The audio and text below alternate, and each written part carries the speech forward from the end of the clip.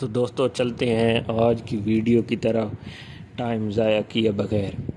دوستو یہ ہے قوام ٹیبلٹ، اس کی ہیں 3 اسٹرینگتھ 5/80، 5/160 اور 10/160۔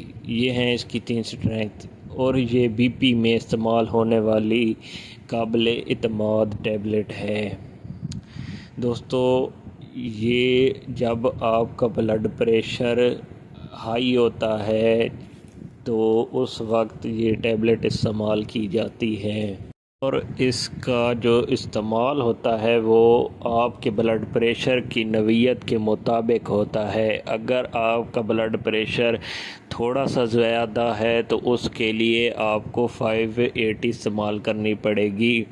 اگر آپ کا بلڈ پریشر تھوڑا سا اس سے زیادہ ہے تو آپ کو 5/160 استعمال کرنی پڑے گی، اور اگر آپ کا بلڈ پریشر ان سے کنٹرول نہیں ہو رہا تو یہ آپ کو 10/160 استعمال کرنی پڑے گی۔ لیکن